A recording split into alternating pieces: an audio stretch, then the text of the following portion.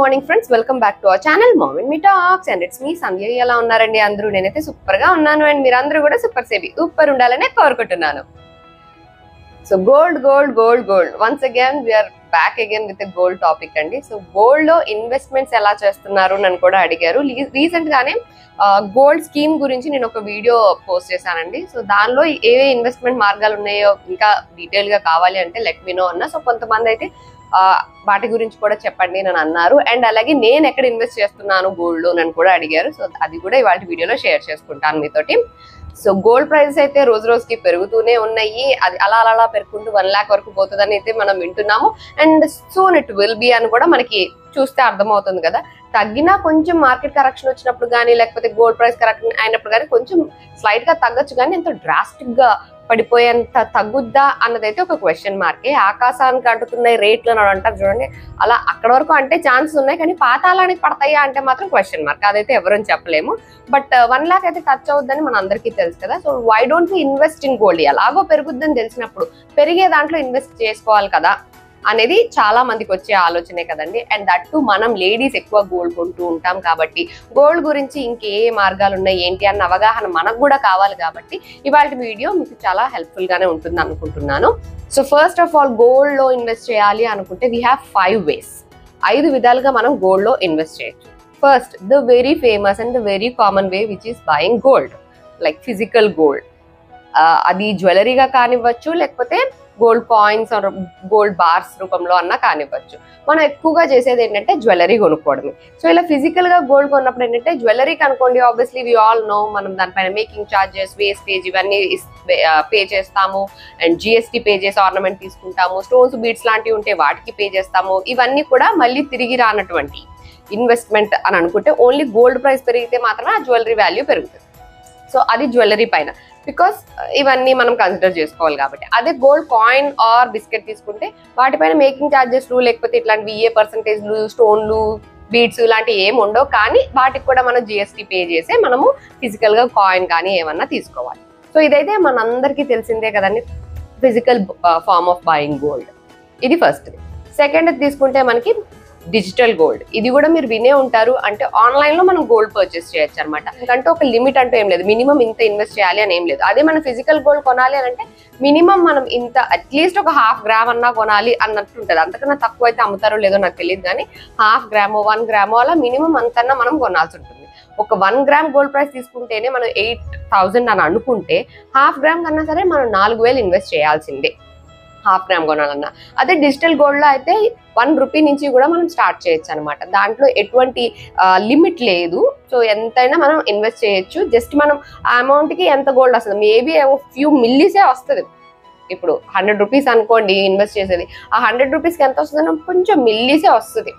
కాకపోతే దీనికంటూ ఒక regulatory system ఏమీ లేదు. సో అందుకని చాలా మంది డిజిటల్ గోల్డ్ పైన అంత పాజిటివ్ గా అయితే లేరు. ఎందుకంటే రెగ్యులేషన్స్ లేరు అన్నప్పుడు కొంచెం రిస్క్ ఫ్యాక్టర్ కూడా ఉంటుందని అర్థం కదా. అండ్ అలాగే ఈ డిజిటల్ గోల్డ్ పైన ఏంటంటే మనకి మేకింగ్ ఛార్జెస్ ఇవన్నీ ఉండవు, కానీ వాళ్ళు స్టోరేజ్ ఛార్జెస్ అనేవి చేస్తారనమాట. అంటే మనం ఎంతైతే అమౌంట్ పే చేస్తూ ఉంటామో దానికి గోల్డ్ అక్యుములేట్ అవుతూ ఉంటుంది కదా. ఇప్పుడు సపోజ్ 100 మిల్లీలే అనుకోండి, ఓ 10 సార్లు కొంటే 100 మిల్లీలు అలాగా 1 గ్రామ్ అవుతుంది కదా. సో దానికి స్టోరేజ్ ఛార్జెస్ అనేవి కొద్దిగా వేస్తారు. అండ్ అలాగే ఎక్కువ లాంగ్ టర్మ్ మనం హోల్డ్ చేయాలి అని అనుకుంటే కనుక లాంగ్ టర్మ్ క్యాపిటల్ గెయిన్స్ కిందకి వస్తుంది. సో అక్కడ మనం మళ్ళీ ట్యాక్స్ పే చేయాల్సి వస్తుంది. అండ్ ఇది షార్ట్ టర్మ్ లో అంటే 1 year వరకే ఇది షార్ట్ టర్మ్ క్యాపిటల్ గెయిన్ కింద కన్సిడర్ చేస్తారు. 1 year కన్నా ఎక్కువ హోల్డ్ చేస్తే లాంగ్ టర్మ్ క్యాపిటల్ గెయిన్స్ కిందకి వస్తుంది. సో ట్యాక్స్ అలా అయినా సరే మనం దీనికి కూడా డిజిటల్ గోల్డ్ కూడా ట్యాక్స్ పే చేయాల్సిందే. So this is the second form. The third form is the very famous ETFs, అంటే ఎక్స్చేంజ్ ట్రేడెడ్ వాల్యూ.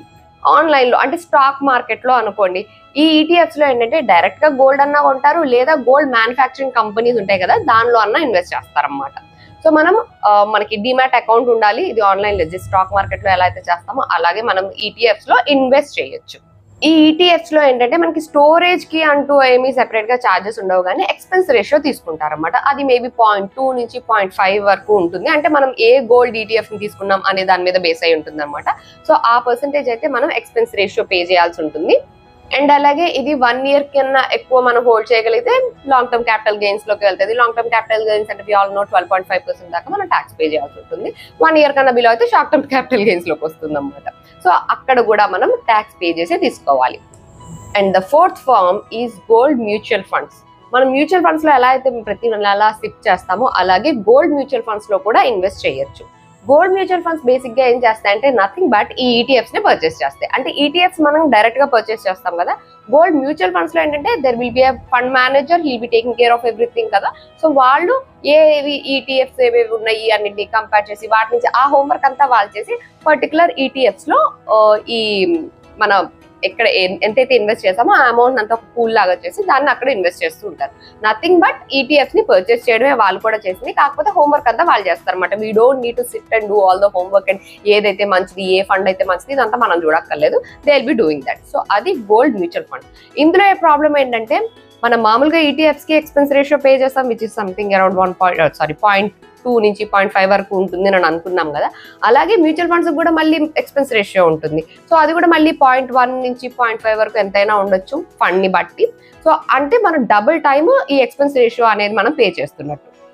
కాకపోతే ఈ మ్యూచువల్ ఫండ్స్ లో మనకి షార్ట్ టర్మ్ క్యాపిటల్ గెయిన్ అనేది 2 years వరకు ఉంటుంది అనమాట. అబౌవ్ 2 years హోల్డ్ చేస్తేనే అది లాంగ్ టర్మ్ క్యాపిటల్ గెయిన్స్ కిందకి వస్తుంది. 2 years వరకు కూడా అది షార్ట్ టర్మ్ లోకే వస్తుంది. మిగతా అన్ని అయితే 1 year కదా. దీనికి మాత్రం 2 years వరకు మనకి టైం ఉంటుంది అన్నమాట, షార్ట్ టర్మ్ కి లాంగ్ టర్మ్ కి. So long term capital gain లోకి ఇంక్లూడ్ అయితే అంటే 2 years కన్నా ఎక్కువ హోల్డ్ చేస్తే మళ్ళీ మనం అక్కడ ఆ ట్యాక్స్ పే చేయాల్సి వస్తుంది. ఇక్కడ కూడా మనం ఖచ్చితంగా ట్యాక్స్ పే చేయాలి. So coming to the 5th way which is ఎస్జీబీస్ అంటే సావరీన్ గోల్డ్ బాండ్స్. ఇవి మనకి ఆర్బీఐ అంటే గవర్నమెంట్ రిలీజ్ చేస్తుంది అన్నమాట ఈ బాండ్స్ ని. ఇది చాలా మిగతా వాటితో కంపేర్ చేసుకుంటే ఇన్వెస్ట్ మెథడ్ కి ఇది చాలా బెస్ట్. ఎందుకనంటే మనం ఇందులో ఏ రోజైతే మనం ఇన్వెస్ట్ చేస్తామో ఆ రోజున్న గ్రామ్ ప్రైస్ గవర్నమెంట్ డిక్లేర్ చేస్తుంది. ఆ గ్రామ్ ప్రైస్ ప్రకారం మనకి ఒక 20 grams 10 grams మనం పెట్టే అమౌంట్ బట్టి అది హోల్డ్ చేస్తారు.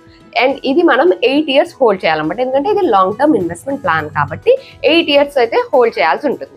సో 8 years తర్వాత ఆ 8 years కి పర్టికులర్ రోజు మనం రిడీమ్ చేసుకుంటున్నప్పుడు గోల్డ్ ప్రైస్ ఎంత ఉందో, మనం ఎంతైతే గ్రామ్స్ ఇప్పుడు 10 grams హోల్డ్ చేసాం కదా, ఆ రోజున్న ప్రైస్ కి మనకి 10 grams వస్తుంది అన్నమాట. అంటే అంత అమౌంట్ వస్తుంది. సో ఆబ్వియస్లీ 8 years లో గోల్డ్ ప్రైస్ అనేది ఖచ్చితంగా పెరుగుద్ది. సో ఆ పెరిగిన రేట్ మనకు వస్తుంది అనమాట. అండ్ దీనిపైన ఎటువంటి ట్యాక్స్ ఉండదు. సో అదొక ప్లస్ పాయింట్. అండ్ ఇక్కడతో అయిపోలేదండి. అండ్ గవర్నమెంట్ మనం గోల్డ్ కొని వాళ్ళ దగ్గర పెట్టినందుకు 2.5% ఇంట్రెస్ట్ యాన్యువల్లీ ఇంట్రెస్ట్ కూడా పే చేస్తుంది అనమాట. అంటే మనం గోల్డ్ అక్కడ పెట్టి దాని మీద ఇంట్రెస్ట్ కూడా తీసుకోవచ్చు. వేరే ఏ విధమైన ఇన్వెస్ట్మెంట్ లోనూ ఇలాంటి ఇంట్రెస్ట్ అనేది రావడం అనేది ఉండదు. ఓన్లీ ఎస్జీబీస్ లో మాత్రమే ఉండేది. అది కూడా ఆర్బీఐ డిక్లేర్ చేస్తుంది. యాన్యువల్లీ ఒక 4 times అలాగా అప్పుడప్పుడు రిలీజ్ చేస్తుంది అనమాట. రిలీజ్ చేసినప్పుడు వెంటనే మనం ఆ బాండ్స్ ని పర్చేస్ చేసుకోవాలి. అవి కూడా లిమిటెడ్ ఉంటాయి. సో అందుకని రిలీజ్ చేసే డేట్ ముందే చూసుకొని పర్చేస్ చేస్తూ ఉంటారు. సో ఓకే, మనము గోల్డ్ ప్రైస్ పెరిగిన దాన్ని బట్టి 8 ఏళ్ళు అంటే లాంగ్ టర్మ్ ప్లాన్ ఉన్న వాళ్ళకి అనమాట 8 ఏళ్ళు హోల్డ్ చేయగలిగితే మంచిగా పెరిగిన రేట్ తీసుకోవచ్చు. అండ్ అలాగే యాన్యువల్లీ 2.5% ఇంట్రెస్ట్ కూడా తీసుకోవచ్చు. డబుల్ టమాక్ అలా అనమాట. ఇంత మంచిది కదా. సో ఆబ్వియస్లీ అందరూ గోల్డ్ సావరీన్ బాండ్స్ లో ఇన్వెస్ట్ చేయాలి అని అనుకుని ఆబ్వియస్లీ చాలా మంది చాలా సంవత్సరాల నుంచి చేస్తూనే ఉన్నారులేండి. బట్ ఇప్పుడు 2025-26 గాను ఫైనాన్షియల్ ఇయర్ బడ్జెట్ రిలీజ్ చేసినప్పుడు ఈ గోల్డ్ సావరీన్ బాండ్స్ అనే దాన్ని తీసేశారు.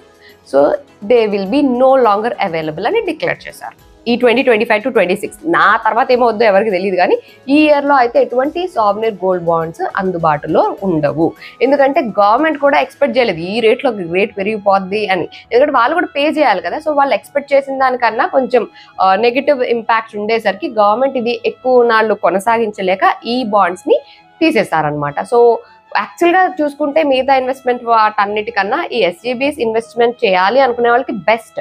కానీ ఈ సంవత్సరం మనకి అవైలబుల్ గా లేవు కాబట్టి we have to wait for next gold bonds ఎప్పుడైతే రిలీజ్ చేస్తారో. గవర్నమెంట్ డిక్లేర్ చేస్తుంది ముందు రిలీజ్ చేసే ముందు. సో అప్పటి వరకు మనం వెయిట్ చేసి ఆ గోల్డ్ సావరీన్ బాండ్స్ అనేవి తీసుకోవాలి. అండ్ వీటిపైన చెప్పాను కదండి, నో ట్యాక్స్. మిగతా 4 ways లో ఎక్కడ మనం గోల్డ్ కొన్నా సరే తీసుకున్నా సరే ట్యాక్స్ అయితే పే చేయాల్సి ఉంటుంది. బట్ ఈ ఎస్జీబీస్ లో మాత్రమే నో ట్యాక్స్ ఉంటుంది అనమాట. ఎంతైతే మనం గెయిన్ అవుతామో దాని మీద ఎటువంటి ట్యాక్స్ మనం పే చేయక్కర్లేదు. Coming to my investments in gold, నేను వీటిల్లో ఈ 5 ways ఉన్నాయి కదా, ఇందులో వాటిలో నేను ఇన్వెస్ట్ చేశాను అని అంటే యాక్చువల్లీ దీన్ని డిసైడ్ చేసుకునే కన్నా ముందు గోల్డ్ ప్రైస్ అనేది ఎలా పెరిగింది, ఏ పర్సంటేజ్ లో పెరుగుతుంది అన్నది మనకు ఒక క్లియర్ పిక్చర్ ఉండాలన్నమాట. ఫర్ ఎగ్జాంపుల్ మనం ఒక 10 ఏళ్ళు క్రితం తీసుకుంటే 10 ఏళ్ల నుంచి అంటే సంథింగ్ అరౌండ్ 2012 నుంచి 2022 వరకు తీసుకున్నాం అనుకోండి, ఒక 10 ఏళ్ళు టైం తీసుకుంటే అక్కడ మనం గోల్డ్ ప్రైసెస్ అనేవి చూసుకుంటే ఒకానొక టైంలో పెరగడం, మళ్ళీ కొంచెం స్టేబుల్ గా ఉండడం, ఆ పెరిగిన దానికన్నా కొంచెం తగ్గడం, లేదా మళ్ళీ స్టేబుల్ గా ఉండడం, ఇలాగే జరిగింది. కొంచెం బాగా పెరిగిందంటే 2020లో పెరిగింది, ఆ తర్వాత మళ్ళీ కొంచెం గ్రాడ్యువల్ గా పెరుగుతూ అలా 2022 వరకు మనం యావరేజ్ చూసుకున్నట్లయితే ఇట్ ఈస్ జస్ట్ 6.5%. 10 years కి గాను మనం చూసుకుంటే it is just 6.5% gold price లో ఇంక్రీజ్ చూసుకుంటే. ఆ 6.5% కి బంగారంలో పెట్టుకొని ఇందులో ఇన్వెస్ట్ చేయడం ఎందుకు, అదేదో ఆర్నమెంట్లే చేసుకుని వేసుకుంటే పోలా, అదేదో బ్యాంక్ లో వేసుకోవచ్చు కదా అన్నట్టుగా అనిపిస్తుంది అనమాట నాకు. సో అందుకని అంత గోల్డ్ ప్రైస్ అయితే అలా పెరగలేదు. బట్ పాస్ట్ 2 years లో చూసుకుంటే లైక్ 2023 ఆర్ 24 లో చూసుకుంటే ఇట్ ఈస్ ఆల్మోస్ట్ 26% పెరిగింది.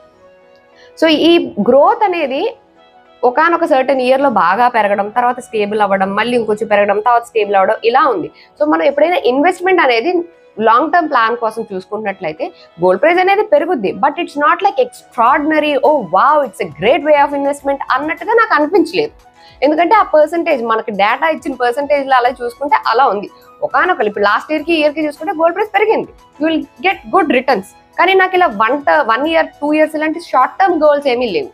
నేను లాంగ్ టర్మ్ ఇన్వెస్ట్మెంట్ ప్లాన్స్ పెట్టుకుంటాను. ఈవెన్ ఇట్ ఈస్ ఫర్ మా మ్యూచువల్ ఫండ్స్ ఆర్ నేను హోల్డ్ చేస్తున్న స్టాక్స్ కానివ్వండి, ఏవైనా కూడా కొంచెం లాంగ్ టర్మే ఎక్కువ ప్లాన్ చేస్తాను. ఇంట్రాడేలు కానివ్వండి, ఇట్లాగా కొంచెం గ్యామ్లింగ్ ఆడినట్టుగా కొంచెం పెరగగానే అమ్మేయడం, తగ్గగానే కొనడం, ఇలాంటివి కూడా నేను కొంచెం తక్కువే చేస్తూ ఉంటాను. So most of my investments are long term investment plans. So నేను గోల్డ్ ప్రైస్ డేటాను అంతా అనలైజ్ చేసుకొని ఇదంతా చూసినప్పుడు అంత మైండ్ బ్లోయింగ్ రిటర్న్స్ ఉన్నట్టుగా నాకు అనిపించలేదు. బట్ నేను గోల్డ్ లో ఇన్వెస్ట్ చేస్తాను. ఎక్కడ అంటే in form of jewellery, because I love gold jewellery. నేను గోల్డ్ జ్యువెలరీ వేసుకుంటాను, వేసుకోవడం, ఫంక్షన్స్కి వెళ్ళడం, నేను ఇవన్నీ గాజులని, ఉంగరాలని, ఇయర్ రింగ్స్ అని, నెక్లెస్లు, హారాలు ఇలాంటివన్నీ నాకు ఇష్టం, నాకు వేసుకోవడం ఇష్టం. సో ఆ ఇంట్రెస్ట్ కొద్దీ నేను గోల్డ్ లో కొంటాను. సో అందుకని నేను ఫిజికల్ ఫార్మ్ ఆఫ్ గోల్డ్ అంటే in the form of jewellery, and ఇది ఒక ఇన్వెస్ట్మెంట్ గా నేను భావించను. This is just like an emergency fund. In case of emergency, నాకు ఎప్పుడు డబ్బు లేదు, ఏం లేదు, ఎమర్జెన్సీ కావాలి అనుకుంటే వీటిని మనము తాకట్టు పెట్టో అమ్ముకోనో డబ్బులు తీసుకోవచ్చు అన్న ఒక ఛాన్స్ ఉంది కాబట్టి, అంతే తప్ప దీన్ని నేను ఒక ఇన్వెస్ట్మెంట్ ఐడియాగా నేను చూడను. సో అందుకని నేను గోల్డ్ లో ఇన్వెస్ట్మెంట్ లాగా చేయను. I by it. జస్ట్ మనం బట్టలు కొనుక్కుంటామా, ఒక సంవత్సరానికి ఎంత బడ్జెట్ అనుకుంటాం కదా ప్రతి ఒక్కళ్ళం, ఆ బడ్జెట్ లో ఎన్ని బట్టలు వస్తాయి, ఏంటి, ఏ ఫంక్షన్ ఉంది, ఈ ఫంక్షన్ లో 10,000లో చీర కావాలి, లేకపోతే ఇట్లా ఏదో పెట్టుకుంటాం కదా, అలాగే నేను కూడా గోల్డ్ జ్యువెలరీ కంటూ కొంచెం బడ్జెట్ పెట్టుకుంటా. It's not like investment. నాకు నచ్చి నా దగ్గర డబ్బులు ఉన్నాయి, లేదా నాకు ఒకనొక ఐడియా ఉందనుకోండి, ఇలాంటి జ్యువెలరీ నాకు కావాలి, నాకు లేదు అని అనుకుంటే దానికి తగ్గట్టు నేను నా స్కీమ్ లో జాయిన్ అవడం, మంత్లీ పే చేసుకోవడం, అయిన తర్వాత అది తీసుకోవడం, ఇట్లాంటివి చేస్తా తప్ప డిజిటల్ గోల్డ్ కానివ్వండి, ఈటీఎఫ్స్ కానివ్వండి, మ్యూచువల్స్ లో కానివ్వండి, ఎస్జీబీస్ లో కానివ్వండి, నేను గోల్డ్ లో ఇన్వెస్ట్ చేయలేదు. Only in my jewellery. This is for my self, to make my self happy. ఎందుకంటే నేను గోల్డ్ జ్యువెలరీ ఇష్టంగా కొనుక్కుంటాను, ఇష్టంగా పెట్టుకుంటాను, ఇష్టంగా మీకు కూడా షేర్ చేస్తాను. సో ఆ విధంగా నేను గోల్డ్ లో ఓన్లీ జ్యువెలరీలో మాత్రమే నేను కొంటున్నాను. And again I'm telling, I don't call this as my investment. నా ఇన్వెస్ట్మెంట్ ప్లాన్స్ అన్ని కూడా ఇందులో చేయాల్సింది చేస్తున్నాం. ఇందులో గోల్డ్ ప్రైస్ పెరిగితే గోల్డ్ ప్రైస్ పెరిగింది, ఇప్పుడు నేను కొన్నదానికన్నా ఇది 5,000 పెరిగింది, 6,000 పెరిగింది, అలా చూసుకుని ఆనందపడతా. ఇప్పుడు నేను వడ్డానం కొన్నదానికి ఇప్పటికి చూసుకుంటే చాలా ఏమంటారు ప్రైస్ లో డిఫరెన్స్ ఉంది, చాలా ప్రాఫిటబుల్.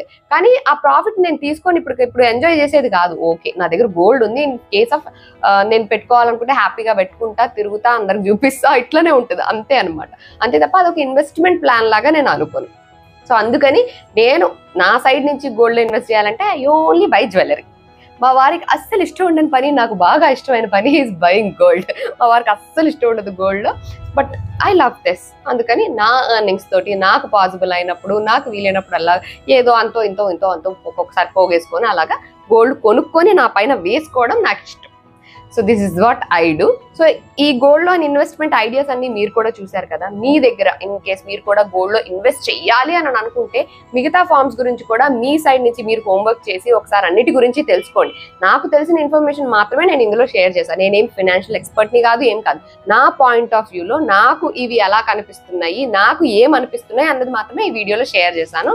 సో మీరు ఇన్ కేస్ వీటిల్లో ఎక్కడైనా ఇన్వెస్ట్ చేయాలి అని అనుకోండి, మీకు అది ఇంకా ప్రాఫిటబుల్ అని అనిపిస్తే మీరు హ్యాపీగా దాని గురించి ఇంకొంచెం కొంచెం డెప్త్ గా తెలుసుకొని మీరు ఇన్వెస్ట్ చేసుకోవచ్చు. సో నేను ఇక్కడ ఆల్రెడీ నా జ్యువెలరీ పర్చేసింగ్ లో నేను గోల్డ్ లో ఇన్వెస్ట్ చేస్తున్నట్టే పార్షియల్లీ కాబట్టి సో నేను ఇంకా ఏ విధమైన ఇన్వెస్ట్మెంట్ గోల్డ్ పరంగా చేయట్లేదు. అండ్ దట్టు నాకు 2 అబ్బాయిలే కూడా ఉంది. ఎందుకంటే బేసిక్ గా మన ట్రెడిషనల్ మైండ్ సెట్ ప్రకారం అమ్మాయిలు ఉంటే మనతో పాటు వాళ్ళకు కూడా కాస్తో కూస్తో కొనాలి. అబ్బాయిలు కనుకున్నంత ఆప్షన్స్ ఏమి ఉండవు కదా, మహా అయితే చైన్, ఉంగరం, బ్రేస్లెట్ ఇంతే. అదే అమ్మాయిలు అంటే మనం చాలా కొనాల్సి ఉంటుంది. అంటే ట్రెడిషనల్ గా మనం అలాగా పెరుగుతూ వచ్చాము మన కల్చర్ లో కాబట్టి అమ్మాయిలు ఉన్న వాళ్ళు కొంచెం గోల్డ్ పైన ఇన్వెస్ట్ చేయొచ్చు. సో అది నాకు తెలిసిన ఇన్ఫర్మేషన్ ని మీతో షేర్ చేసుకోవాలి అనుకున్నాను. నా ఈ ఇన్ఫర్మేషన్ మీకు ఎంతో కొంత హెల్ప్ఫుల్ అయిందని అనుకుంటున్నాను. That's it for today friends. See you all in another video. Till then take care and by.